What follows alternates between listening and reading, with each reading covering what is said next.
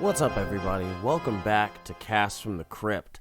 I am your host, CJ Roby, and every week I am watching an episode of Tales from the Crypt for the very first time. That's right. I'd never seen this show before. I've seen The Crypt Keeper. He terrified me as a small child for various years, but I never actually watched the show. So I'm getting into it now, and we're going to talk a bunch of shit about the episode and just horror stuff in general, because, you know, we love getting scared here. It's fun. It's fun to be scared. But that's not really what this episode's about this week. It's not really a scary episode.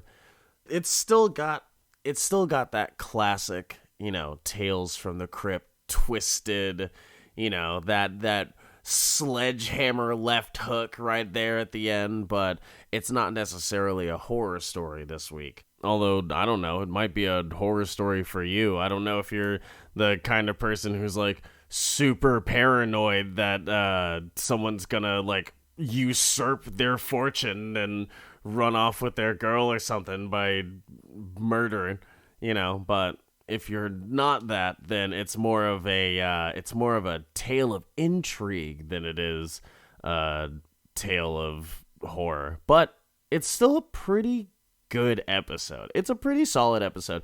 It the pacing of the episode is, like, really funny to me. How it just kind of it gets in there. Like, it's to the point. Like, they're getting there. And that kind of makes me laugh, just how, like, sudden some things happen. But it's still a pretty solid episode, you know. It's not as, like, kooky, like, fucking, there are no Mayan truth wizards in this one, but it's still pretty fucked. So let's get into it. Today is season 2, episode 7, The Sacrifice. It's about a rich man looking for some insurance, a top salesman looking at that man's wife, and a clever lady looking to become the beneficiary of that dick. So, we're gonna get into it, but before we do, I got some papers of my own to draw up. It's time for my top 5 credits of the episode. Top 5 credits! So before we get started, we do have 3 LA Law actors in this episode. 3 of them are going to be pulled for LA Law. I know the tally doesn't stay that consistent, but just know I am keeping track of this, because every time I look at the IMDb page for Tales from the Crypt, every single time I see at least one person just like, oh, and they were also in, like, a couple of episodes of LA Law. And I'm like, what the fuck is LA Law, and how did they get everybody from Tales from the Crypt on it? But who knows? I know that they got at least 3 people from this episode, though. So, our number 5 credit today is Don Booth, who played Sebastian. So, Don is on this list for one reason and one reason only, because this guy was in the original Swamp Thing show, and that's dope. Swamp Thing's just super cool. Like, if you don't know Swamp Thing, go find a DC Comics Swamp Thing issue and go read some, because it's crazy. Like, there's all sorts of shit that happens in the Swamp Thing comics, from horror to, like, voodoo shit to, like, weird mysteries. It's a bunch of shit. Justice for the Swamp Thing show. They never should have canceled it. The new one that was coming out that got tanked. But he also had a bit part in Cat People, which is a pretty old horror movie. That's a fun one. I've seen that before. I never actually watched that Swamp Thing show, but hey, you know what? Justice for Swamp Thing. Hashtag justice for Swamp Thing. Number 4 on the list is Ross Thomas. Ross Thomas is the writer of this episode, and he's also the writer of the book Briar Patch that new show is based on. I think it's like a CBS show or something. I don't know, but I've seen trailers for it. I haven't actually gotten around to watching the show, but I've seen trailers for it. It looks pretty cool, like pretty like action packed and stuff like that. And I was just looking on the IMDb page and I was like, oh shit, this guy wrote the show? Wait, no, he wrote the book for the show. I didn't even know it was a book. But yeah, it threw me for a loop. So you know what? You get number 4 on the place for teaching me something new today. Thanks a lot. Thank you, Ross Thomas. Number 3 is Dana Craig. Now, it says on the IMDb page that he was the doorman, but I truly cannot remember the doorman at all. Oh, you know what? He was probably like he was probably the guy that like takes the car, like the valet guy, and whenever Reed is pulling into the hotel. Who knows? I don't know. He was probably just a guy in a bellboy outfit, but he's on this episode because this guy is a pretty cool. This guy is a voice actor who's landed some pretty dope roles. Like, this guy was in fucking Akira. Like, listen, you know, if you know me, then you know that the rest of this list is going to be crazy. If I'm dropping Akira in 3rd place, you know that there's some shit coming up in this list. But like, yeah, this dude had a voice in Akira, one of the craziest, greatest anime movies of all time. This guy got to be part of it. He also did a voice in this game, The Bouncer, which I really enjoyed as a youth. But then a little later, it's a Square Enix game. It was the Final Fantasy people, and like it was kind of like an action RPG sort of thing. And I remember really liking it. And then a few years ago, me and my friend, we tried to play it again, and we were just like, this is garbage. This is straight up trash. It was unplayable. It was crazy. But you know what? A lot of memories, and this guy was part of them. Number two is kind of it's kind of crazy that like they got the although all right. Number 2 is understandable why he wasn't why he's like buried in the credits of the episode. Not buried, but like, come on. The first thing, I don't care who your leading man is, the first thing that should be on the credits of this episode is goddamn Michael Ironsides is in this episode. Like, holy shit. Michael Ironsides, this dude is all over action movies. If you've watched an action movie from the 80s and 90s, you've seen Michael Ironsides at least once. This guy is a great villain in a bunch of stuff. He was the bad guy in Scanners. He's the guy who made the fucking fool's head explode. That was him. He's in Highlander 2. This guy even did a voice in Heavy Metal 2000, which I will say was a very awakening animated feature for me. Because I watched that shit way too young, and it definitely contributed to the monster that I am today. And our top credit on the list. Alright, so today has been just a well of knowledge that I'm learning things from off of this episode. And the number 1 spot goes to John Elias. Now, you probably don't know John Elias's name. I sure as hell didn't before I looked into this. But you've heard some of his work. He was a composer on Leprechaun 2 and Children of the Corn. Yeah. If you like those movies, the scores to those, oh man, if you got great memories or if you own those soundtracks, you own some John Elias stuff.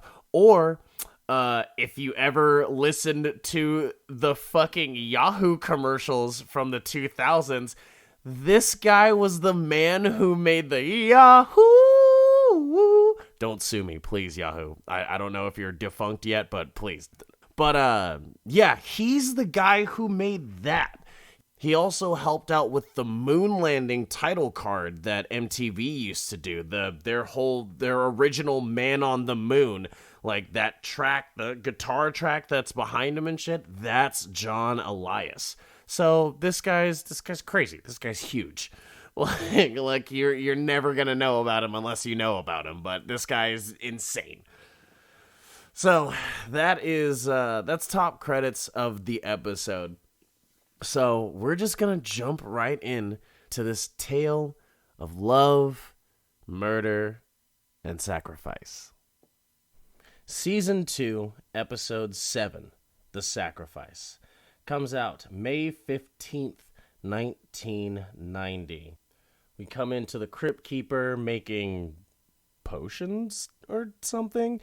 I've got no idea. He's just like, eye of newt, whisker of rat, claw of salamander, and all this other shit. And he's whipping up something. I don't know. I already said that he might be some sort of like necromancer's doll or like a lich or some shit. So you know what? This just continues to prove my point. His joke is, to complete it, he needs the blood of a sacrifice. And he looks over at a goat that he's got just like tied up. And he's like, oh, well, it's got to be a virgin goat. Never mind. Which I did like that joke. That's a good one. So we open on shots of LA. Ooh, yeah. Cool LA back in the 90s, the land of dreams, a place where stars are born and douchebags are grown straight from the soil. Comes in on a car some guys driving up to a fancy apartment, super fancy. And he goes up and he's about to get into the elevator and he sees this chick walking. He's just like, oh shit, hold the door. And she comes in, he's just like, damn, she's super fine. And he sees what floor she's going to, so he asks her about her neighbor, Sebastian Fielding. And she's like, how do you know that I'm his neighbor or whatever? And he's like, oh, well, I mean, we're pretty much going to the same place, so, I mean, you got to live right next to him. Tell me a little bit about him, you know? And she's like, are you some sort of, like, salesman or something? He's like, yeah, I am, actually, the very best. I can sell anything to anybody, ha ha ha.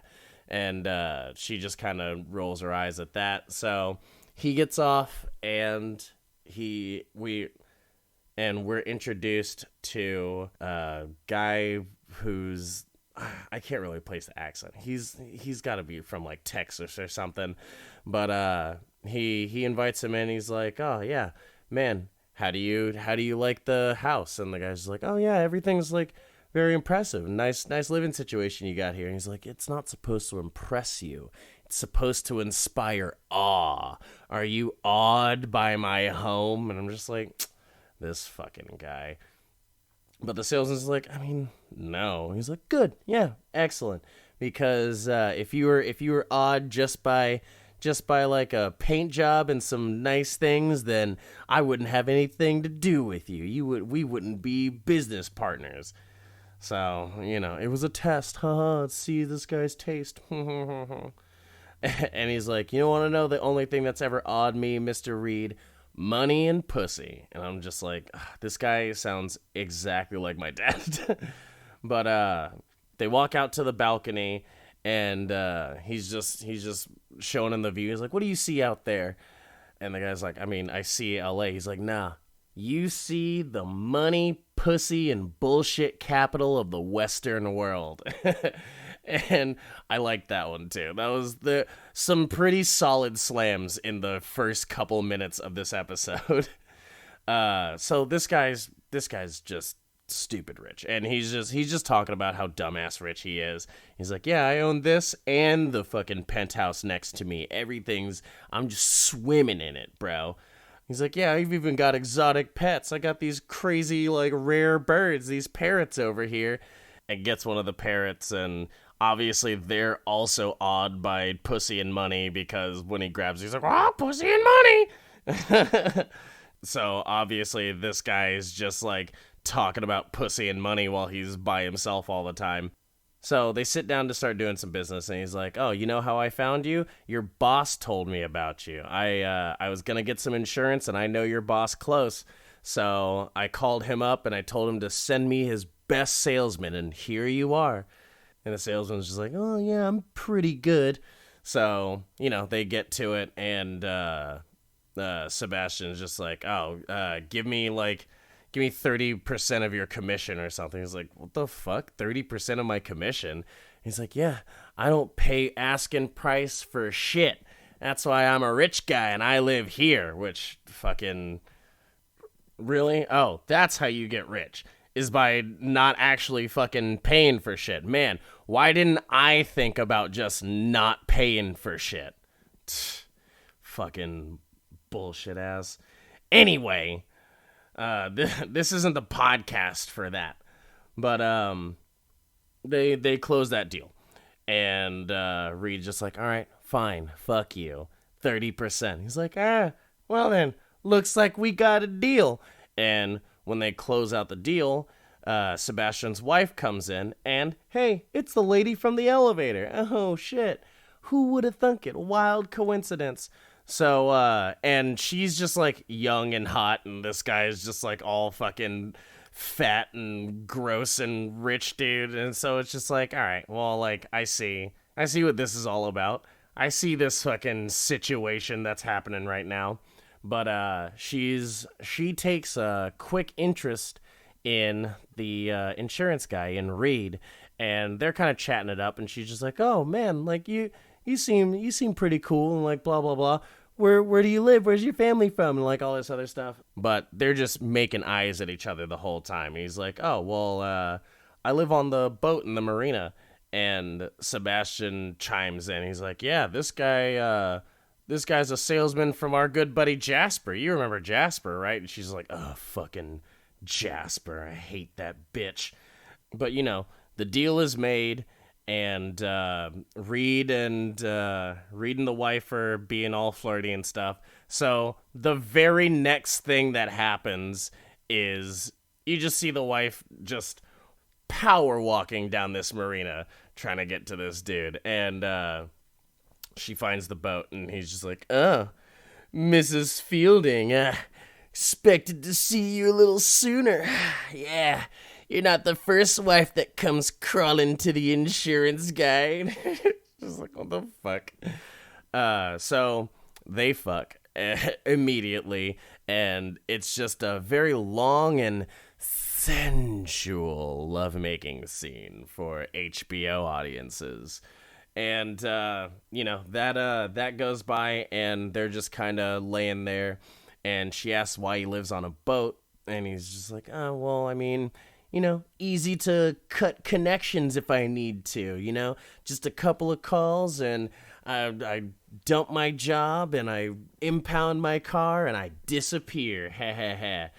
And she's like, it sounds like you're trying to entice me into something. He's like, well, I mean, I'm just saying that, looked at your husband's medical records and stuff, and he's gonna live a long, healthy life unless something, unfortunate happens to him, which I'm just like, where is this coming from? Like, you just met her, and now all of a sudden you're just like, maybe I should kill this dude. Are you a career criminal? Is that just like your bag that you just go every time one of these wives trying to figure out what's going on with the insurance deal comes by, you're just like, we could just fucking kill your husband.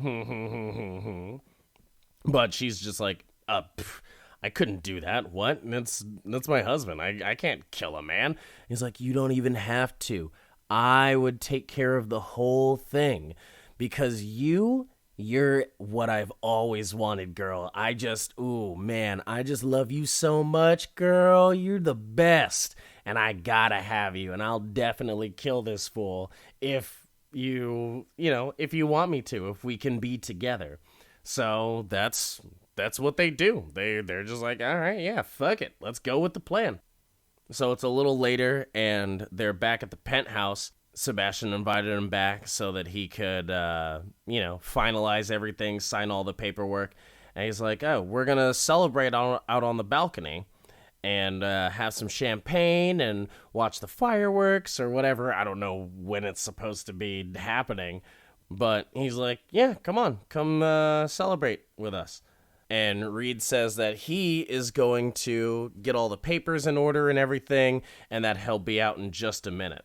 So Sebastian goes out to the balcony. He's hanging out with Gloria. She's already there. Oh, his wife's name is Gloria, by the way. Gloria's already there, and she's over here giving Reed looks like the plan is in motion. The eagle has landed. Shooting winks at him and everything. So the trap is set, and Reed runs out and pushes this fool over the edge, and while he's falling, he's just, oh no, fuck you! And he grabs Reed by his shirt, and they're just like struggling and everything, and then Reed just pushes him off. Dude just drops. They're 15 stories up, so dude's finished. And then after that, Gloria's just like, all right, well, I gotta call the police, and I gotta pretend like, I wasn't a part of it and everything. So you go hide out, and let's get the last part of this plan set. The cops show up, and Gloria's just like, I got no clue how this happened. And they're like, oh, well, did you know that your husband took out a $10 million insurance policy that you were gonna get? And she's like, no, I didn't know about this. Well, I mean, that's crazy. He's like, no, hold on. You were gonna get it, but he didn't sign all the papers yet, so there's no money for you to get. She's like, oh, well, shit. But I mean, hey, I appreciate the gesture. And they're cool with it. So they just take off, and everything's fine. Gloria and Reed sit down, and they're all up on each other, and they're just like, ah, yes, the perfect plan. I can't believe we got away with it. Yeah, they labeled it death by misadventure. What a fucking bunch of idiots. And you see the parrots kind of like in the foreground, and I'm just like, what are these dumbasses gonna say that's gonna completely incriminate them for these parrots to just throw out to everybody? Just all their neighbors are gonna hear these parrots squawking about like, Ron, yeah, we killed his ass. Ron, yeah, fuck him. So I was just waiting for that, but they're just over here celebrating. And you know how they're gonna celebrate? They're gonna fuck. But they like it's another very sensual scene, and then it's very quickly interrupted by a doorbell ringing. And so they're just like, oh shit, wait, hold on. Scramble to get their clothes back on. Reed answers the fucking door for some reason, and I'm like, dude, why are you answering the door? It could still be the cops. They could have just come back, and then all of a sudden you're in the. And they're just like, excuse me, who the fuck are you? And you're like, oh shit, I came over just like 2 seconds ago after you left. Yeah, come on, but it's not the police. It's actually this dude's boss. It's Reed's boss. Jasper comes into play, and he walks in. He's like, oh, aren't you going to invite me in? And Reed's still looking all disheveled and shit, like he was about to go fuck. Like, he doesn't even have his tie or anything. His collar's all fucked. But his boss doesn't seem to notice. He just walks in, and he's like, oh, well, I'm here because they were close friends of mine, and I just wanted to come over and give my condolences. Like, it's pretty crazy what happened. And Reed's just like, oh, yeah, of course. Was it already on the news? Like, how did you figure this out? And Jasper tells him that the police had already been to his house because they were asking about him. They knew that he was the salesman, and Jasper's like, "Oh well, but I didn't say anything bad. You're a great employee, so I just talked you up." So then Gloria comes in, and she immediately turns on him. She's just like, "Oh hell no! What the fuck are you doing in my house, Jasper? Get the hell out of here!" He's like, "Hey, whoa, hold on a second. I'm just here to see if I can help out." And she's like, "There's nothing you can do for us." He's like, "Oh, really? That's interesting. Reed, did Gloria ever tell you how we know each other?" "Yeah, me and Gloria used to be close. Real close. That is until I introduced her to good old Sebastian over here." And this show, it's always gold diggers. Like, this show is always, like, every time some, like, romance thing is happening, it's always because somebody's just, like, a gold digger. Like, it's always in play. But he says that he couldn't let her go. After she married Sebastian, he just couldn't let it go. He was obsessed. And he says, "And I still am obsessed, actually. So obsessed that I actually got the penthouse in the building across the street from you guys." Yep, right across the street, same floor, 15th floor, just so I could spy on Gloria. Hey, I'm a rich guy. I buy houses just to be weird to people. Yeah, this is what rich guys do. Reed's like, "Okay, that's weird." And he's like, "Yeah, and actually, I was spying on her tonight with my binoculars and my camera, and I saw her out there, and she was looking good, so I took a few snapshots. And I saw Sebastian out there, and he was looking pretty good, so I took a few snapshots. And then I saw you come in, and, while you were looking pretty good, I was taking pictures because you were throwing Sebastian off the balcony. And, I got some great shots of all that shit. And I've already sent that on to my lawyer.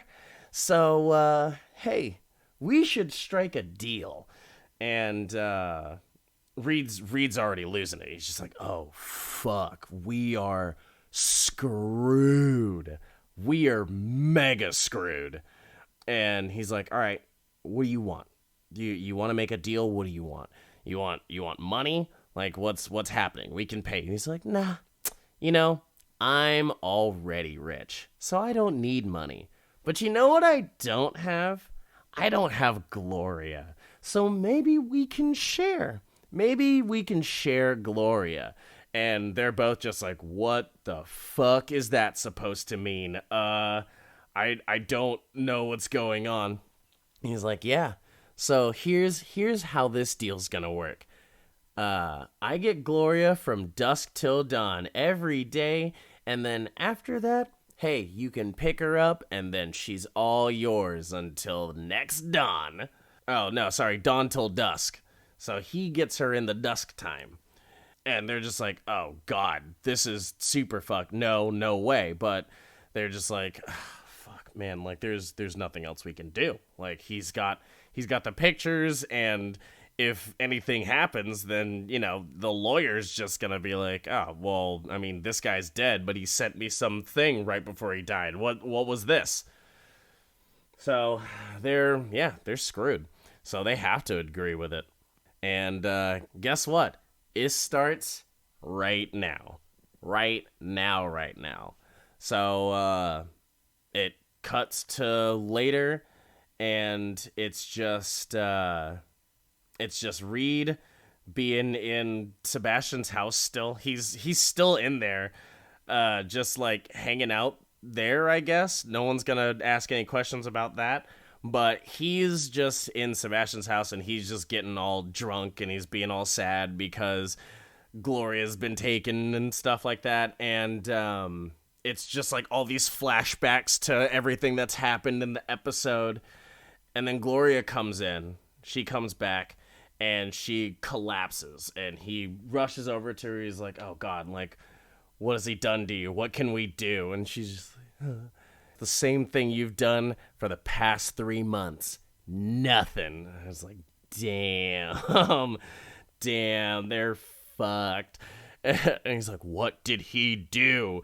And she tells him that Jasper made her hire some street people, which I guess he just had her go look for hobos, and then she paid them to watch her and Jasper have sex, which is fucking, that's just weird. And you probably don't have to pay the homeless people to do that. They will just watch you. Like, they'll do it for free. And so Reed's just like, nah, this is ridiculous. We have to do something. But there's nothing that they can do. He's gotta let it happen. She says, we gotta, like, wait this out, man. Like, he'll get tired eventually, and then, you know, and then we'll have the rest of our lives. But right now we have to make sure that we don't go to jail, because we will definitely die in jail. Like, this will be fucked. But they, you know, like, Jasper's just gonna keep doing this forever. You know, there's not gonna be an end to this. So later, she comes back to the house again, transitions, and no one's in there. Reed's gone, and she's looking around for him, but no answer. So she goes to his boat to go check on him, see where he is, and she gets in there, and she's like, oh my God, no, Reed. And he is on his bed, just passed out. He's got a big ass bottle of pills over his bed, and he's OD'd. He's killing himself. But she comes in and he sees her. He's like, oh, take this, and he hands her a note, and it's a whole confession, just being like, yep, it was me. I killed Sebastian, and Gloria had nothing to do with it, so don't even go after her, and like blah blah blah and whatever. And Gloria takes it, and she looks at it, and she's just like, oh my God. And he, Gloria, and he's gone. She checks his pulse, and then she grabs a lighter and sets the note on fire, and she's just like, yes, my poor dumb fool. And she walks out of the boat. I was expecting her to set the boat on fire, but she doesn't. She just walks out of the boat and then into the car with fucking Jasper. And Jasper's like, did he do it? And she's like, yeah, you're damn right he did. OD'd on a bunch of pills, took like 48 Zuplastronane or whatever, however these stupid ass pills are named. And she's like, excellent. That means that now Sebastian's out of the way, we have a fall guy for the whole thing, and we can finally be together like we'd planned. And then they just fucking drive away into the goddamn sunset, and they win. And it's the perfect crime, but it's really not, because those parrots are still there, and the last shot is the parrots just being like, Gloria, help me, Reed, no.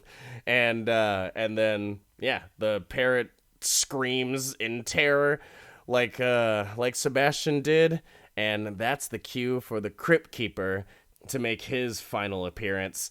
And hopefully it is his final appearance, because it's just the scene is just a hangman's noose in the middle of the shot, and then he climbs up in it, and I'm just like, yes, please do it, end it, please have the Vault Keeper take over the show, please.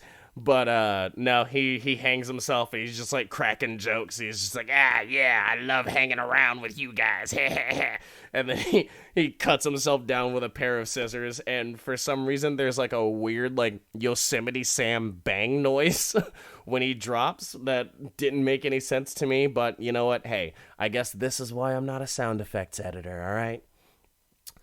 So that's the episode, guys. That's the whole thing. And like I said, it's not really like a horror story this time. It's one of those true crime stories. and you're gonna understand, you know, like Tales from the Crypt isn't all just about like zombies and skeletons fucking hiding under people's sinks in order to fucking do some bullshit because they were mean to a plumber or something. Sometimes it's just about dicks being dicks and getting killed over it. But yeah, and I mean, listen, it'll make more sense as to why today was less of a horror story when we get into the source material. It's time for comic versus show. Today's episode comes from Shock Suspense Stories 10. That's why it's a crime story. Remember, Shock Suspense Stories is the I guess I'll call it a true crime. It's not true crime, but you know, it's more of the like criminal noir stories and stuff like that, more than, you know, like the straight up horror stories. But still just as gruesome in a lot of cases. So this episode lifted pretty heavily from the comic, you know, not too many like huge deviations as to the actual plot and everything. It's just like a few minute differences and kind of structure stuff. Like it opens with the letter that, it opens with the confession and the guy killing himself in the first splash panel, and then it kind of, he's the narrator for the whole thing, so he's kind of like, ugh, I bet you're wondering how I ended up here, huh? Ha. Well, I remember the day that I first met her. Gloria. And then it kind of goes into the story itself, you know? And like I said, these aren't really major changes that they made. Top of the list is that Reed goes to Gloria instead of her coming to the boat. She calls him and she's like, I just have to see you. Please come over. So he goes to her. It's her idea to kill her boss. She's just like, oh, like we could be together if you help me kill my husband. He's like, oh, wow, I'm a salesman. I would never do anything shady like that. Whoa. When they do kill him, Gloria actually like sets the trap. It's not just like, oh, well, we'll like, we were all gonna go hang out onto the balcony and like blah blah. She's just like, oh hey honey, go out to the balcony for me real quick and tell me what you see. And he's just like, oh, out on the balcony? What's going on out here? And then Reed pushes his ass. But he doesn't struggle. It's not he didn't grab onto Reed when he pushed it. He just goes. Reed's there when the police show up. So him and Gloria are questioned, and that's when he kind of drops in the, he didn't even, like, sign off on the insurance policy, so there's no money to get. And so they're just like, get out of here. It's fine, whatever. No conspiracy. And after the police leave, Gloria gets a call from somebody who is, who Jasper's supposed to be, but it's not Jasper in this. Jasper isn't dude's boss. Apparently, he's just some random guy who's just like, oh, yeah, well, I live across the way, and, Gloria's pretty hot, so I spy on her every once in a while, and tonight I just so happen to watch you guys murder her husband. So I'm looking for a deal. Yeah, so that's how that happens. They have to agree to it, of course, and instead of it being like a dusk till dawn sort of thing, I mean, it is the same sort of thing, but he just adds in the wrinkle that they're gonna be married. And Reed's just like, we should just go, like, well, let's just go be fugitives. And Gloria's just like, no, like, we can survive this and then have the rest of our lives together, blah, blah, blah. So then there are just kind of expanded scenes on, just her coming back to the house, just looking all disheveled and being all sad and, both of them just being like, what are we gonna do? And the last kind of differences that happen, everything else kind of happens up the same up until he actually kills himself. It's not drugs, it's just poison, just like on all old comics. It's just like, so I grabbed a bottle of poison and drank it all down, because like they're not gonna be tackling people who are ODing on shit until like 60s Spider-Man comics. And you get kind of a little bit of his inner monologue while he's dying, and he's just like, I'm writing my confession, and like Gloria's gonna be safe, and blah blah blah blah blah. His monologue is kind of the framing of her actual confession. He's just like, and now like I die, and the room is getting dark, but I could swear that I hear Gloria saying something about me being a rube, and this all being part of her plan, and now she can go marry that guy. I'm not entirely sure because I'm dying, but it sounds suspiciously like that. I'm gonna have to ask Satan when I get down there. So that's the episode. And before I get out of here, I really want to let you know about some cool shit that I found that you should take a look at. It's time for the Shriek of the Week. So, Shriek of the Week this week. All right. We've all seen Saw, right? Great movie. The first one, anyway. And, I mean, look, Saw as a series, it's got everything.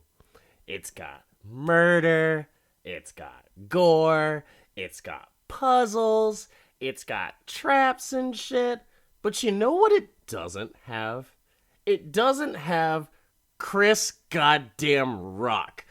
Yo, Chris Rock is about to be in a new horror movie that is pretty much Saw. Honestly, I don't know how connected it's going to be to Saw, because it literally says on the trailer, it says from the chapters of Saw. Not based on Saw, not like Saw remake or whatever, or from the imagination of the people who brought you Saw or whatever like that. It is from the chapters of Saw, which means that does that mean it's gonna be connected? Is it still Jigsaw that's behind it? Is Jigsaw still the old man? I'm pretty sure he died in like Saw 19 or whatever the fuck they're on now. But I like, is it a reboot? Is it, who knows? And the trailer doesn't really give you too much. You only see a trap 2 times. You see 2 traps. One of them is a very quick flash of somebody just having the reverse bear trap on their head. And then another is just like Chris Rock being in the position from Saw 1 where he has to cut his own goddamn shit apart with the saw. And fucking Samuel L. Jackson is in it too. And how are you not gonna go see this movie? Are you kidding me? This is about to be super crazy. It's about to be insane. The first horror movie I've ever heard about Chris Rock being in, and it's in Saw? Saw's the first horror movie that comedian Chris Rock was ever just like, man, I'd love to be a part of one of those.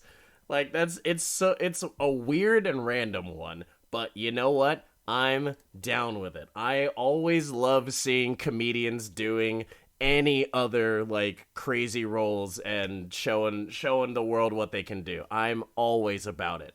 So I'm definitely gonna be going to see Spiral, and you should too.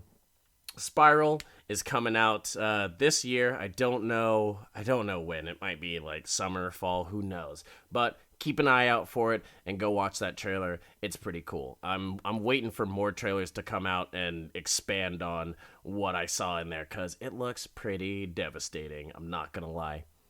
All right, everybody. Well, that's me for today. That's the podcast. So if you've been having a good time, if you've been enjoying the podcast thus far, hey, give me a rating somewhere. Go find a place to give me 5 stars. Not me. Give the podcast 5 stars. And tell your friends about it. Just let people know about Cast from the Crypt. Anybody that you know who's ever watched a single episode of Tales from the Crypt, let them know that this exists. And if you are trying to reach me, or try to ask questions, or try to give some feedback about the show or the episodes, tell me your favorite episodes, what you've been enjoying, your favorite Crypt Keeper jokes, whatever. You can find me on all the social medias at CJ Damocha, CJDAMOCHA. And you can also find me on Twitch, where I'm playing a bunch of video games, horror or otherwise. It all just depends on how I'm feeling at the moment and what you guys want to see. So, everybody, take it easy. I will see you next week. And, as always, stay spooky.